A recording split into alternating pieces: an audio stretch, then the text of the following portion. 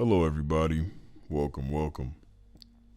This video is to start off about talking about the culture and the spiritual practices that Muslim people practice. And I just have to say, from examining how they move and how they do everything, they are very advanced in certain areas. They are advanced, and I will have to give them credit by saying this. Let's just start off here. They have a system where you're supposed to pray 5 times a day.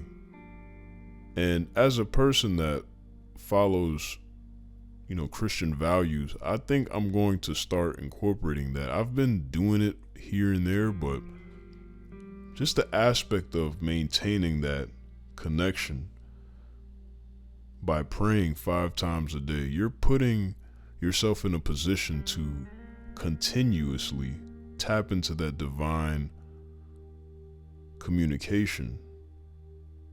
And while we live this very carnal, I wouldn't say carnal, but this worldly lifestyle that will have temptations of carnal things that people do, it's very easy for someone to get sidetracked and forget how much they're supposed to communicate with their creator. Okay?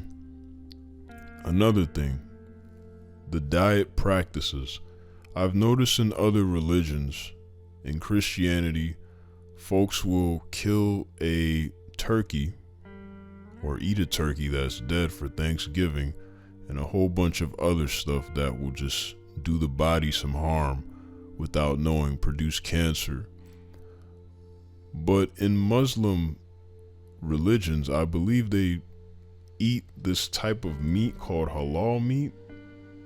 Correct me if I'm wrong, but they do have a strict diet and they don't really partake in certain things. They understand the concept of sacrifice, and that's important because when it comes to elevating your health, you do actually have to sacrifice certain things you're eating.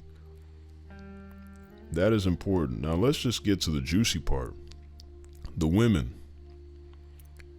A lot of women in, let's just say, other communities, in, let's say, for example, the Christian community, the nature of how they are viewed, it's as if they can use religion to hide who they really are. But in the Muslim tradition, we see that women are supposed to cover their bodies to the highest extent almost every single day and save their bodies, literally save their bodies for their husband and the household. And that might seem extreme, but let's just look at the side effects that it has on the culture of how women are viewed. Look at it like this. The temptation will be reduced in the Muslim communities because every woman is covered.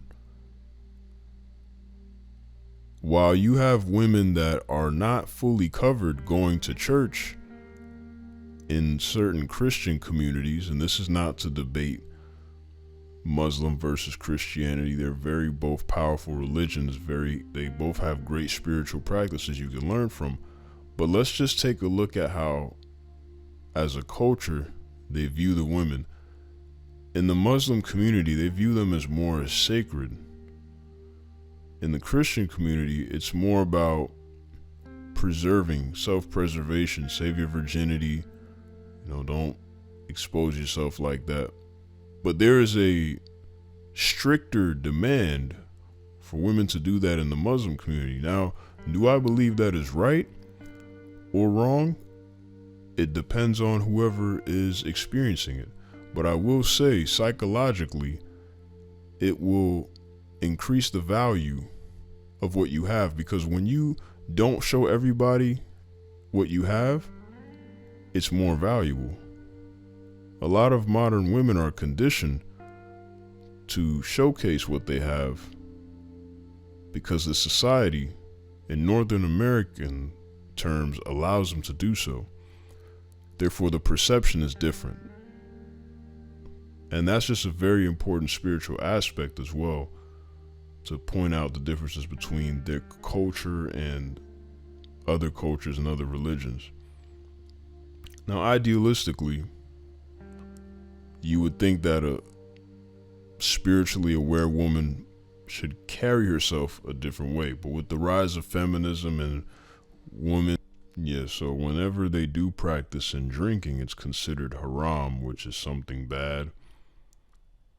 Also, they barely celebrate hedonistic type of holidays.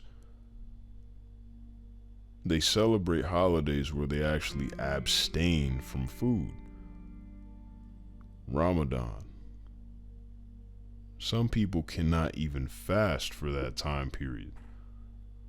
But fasting elevates you spiritually. So the fact that they normalize that, whereas they don't really normalize that in other communities as much, it shows you a whole different seriousness that they have towards the dynamic of spiritual practices and spiritual law.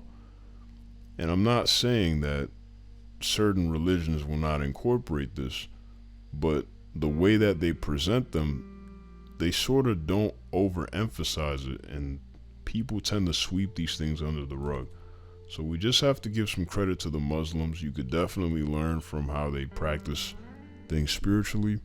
I would highly advise you all just to get right with God. Be at peace mentally, physically, spiritually. Cleanse your body from any negative substances, and just continue to prosper. And let's just continue to do that. Hope you all enjoy